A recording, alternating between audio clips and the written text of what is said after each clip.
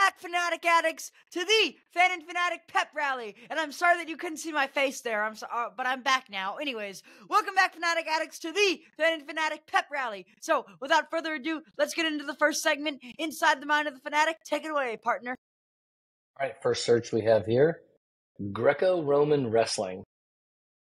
So I was watching Teen Titans Go the other day, and there was an episode that they did about like real wrestling versus fake wrestling, like fake wrestling like WWE, and real wrestling like because WWE is like go on, and then Greco-Roman wrestling is like just like grappling your opponent, like just like hugging and crap, So yeah, that's what I wanted to look up. You just want to see the difference between Greco-Roman and other like competitive wrestling? Yeah. So Greco-Roman and professional wrestling are two different things.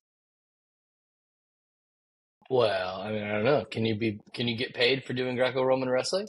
Professional just means you get paid. In the context of like entertainment. Sports entertainment.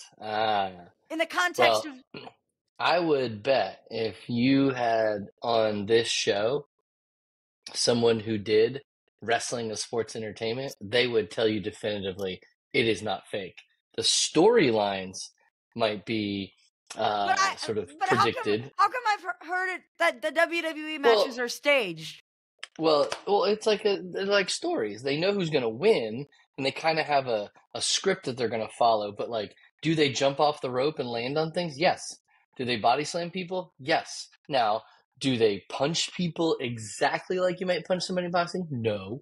Do they pile drive somebody's head into the ground and break their necks? No. But they do get hurt, and they do incredibly physical things. So you said doo-doo. I said doo-doo. Oh, well. I love that we both heard that. Okay, gotcha. All right. Have we sufficiently discussed that? Yes, I think so. Did you find any other types of wrestling besides Greco-Roman? I just wanted to look up Greco-Roman. I'm sorry. There's something else, and I can't remember what it was. Okay. Can we just... Okay, enough with... My bad. I'm sorry. Okay. Wait, Dad, where are you right now? I am in Washington, D.C. Oh, yeah, that's right. Hey, how was the flight down there, buddy? Flight was good. There's snow on the ground here. It's super cold here. But it's not supposed to snow again until tomorrow night. And thankfully, I'll be long gone by then. Are you coming back home tomorrow night, buddy? Yes, sir. Hello? I said yes, sir. So you're coming back home? Yes. All right. Sorry, you kind of cut out there. Anyways, next search. Sorry. All right. Sorry for breaking the fourth wall. Next search. TCU women's basketball games canceled. So I saw a headline the other day today that a handful of TCU women's basketball games were canceled because quote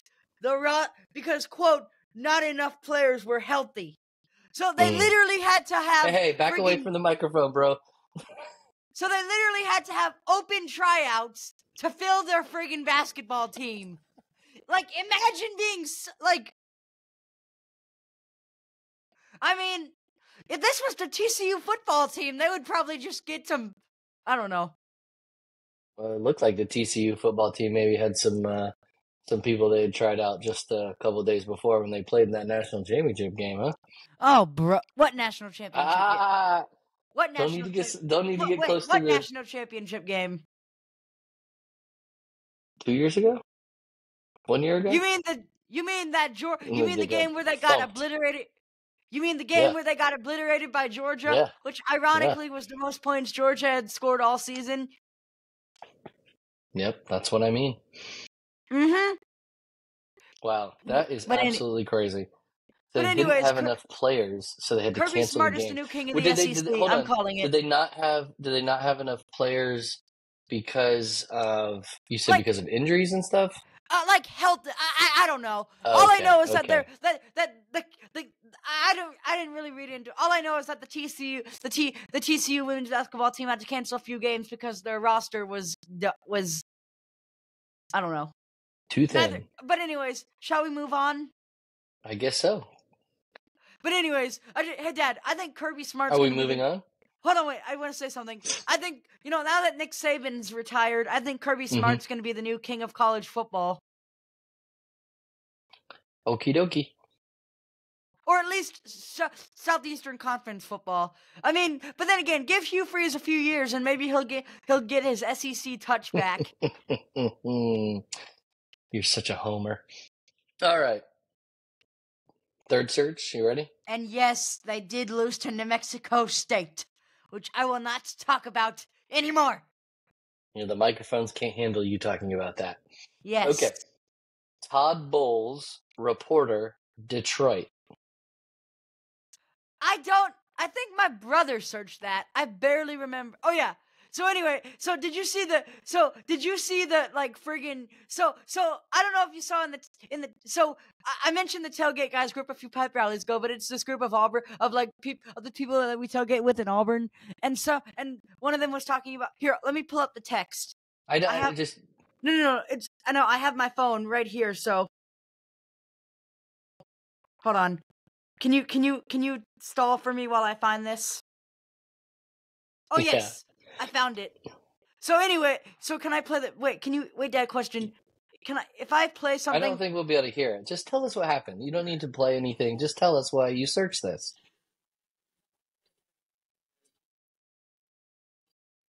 Are you hearing that? Can you hear that? Barely, but don't try to play again. Just tell everybody what happened. No, tell everybody what happened. Here, I'll read the Parker.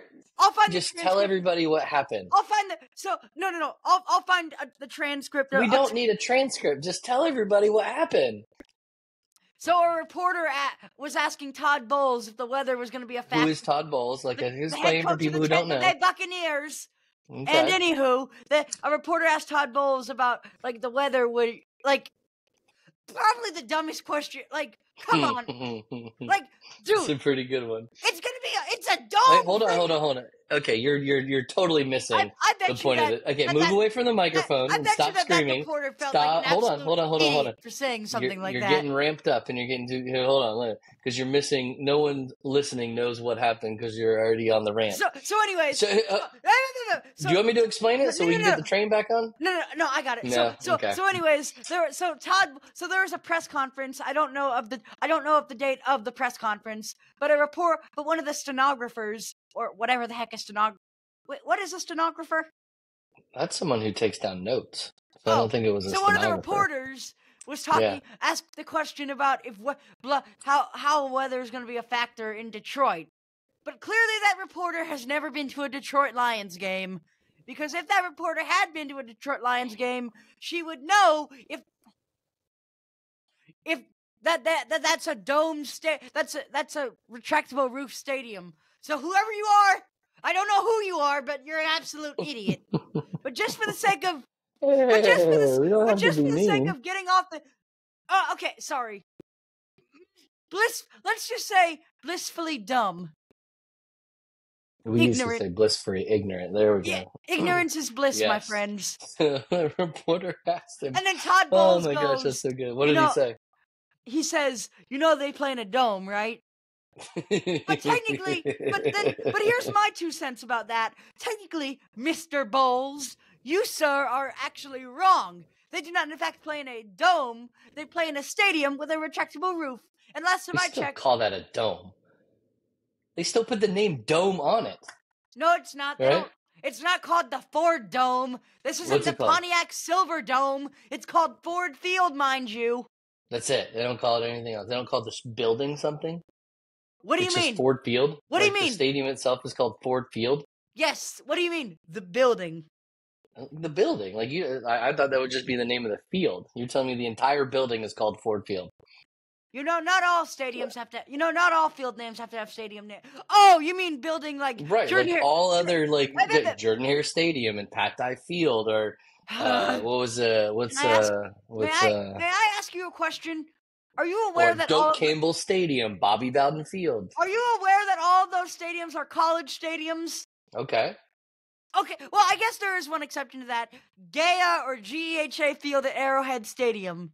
But anyways. Boom. Stadium names are an enigma, wrapped in a mystery, wrapped in an enigma. But anyways, let's move on from that, shall we? Got it. Okie dokie. So what do we do now? This week in sports history. Okay. What do you got for us this week, Professor G? I thought I had something, and then wait. Can I ask you a question? This week. Wait. wait, can we change the segment title to This Week in Sports History with Professor G? I'm totally fine with that. Okay.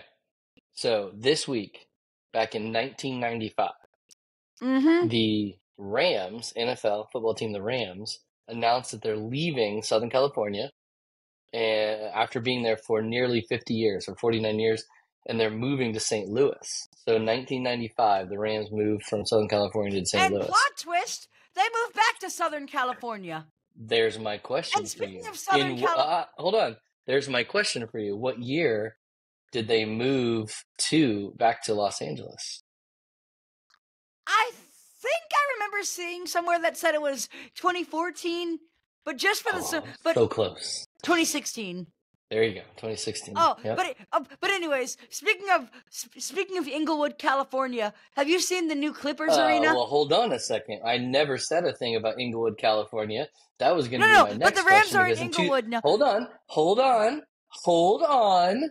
This is a history segment, not a Parker just jumping wherever he wants to go segment. In 2016, they did not move to Inglewood. They moved to Los Angeles, and they played in the Los Angeles Coliseum. When did they move to Inglewood to play in SoFi Stadium? 2019. Wrong. 2020. Correct. But anyways, speaking of Inglewood, California, have you seen the new Clippers arena? I believe have not. It's called the Intuit Dome. Here, let me. What, you don't need to show me a picture. I can Google it. This is a podcast, bro. Holy moly! Bad podcast right here. Parker looking up pictures of something that I can't see and that no one can see. I want to see the Jumbotron because I swear I saw the Jumbo. Maybe we could do this off the podcast?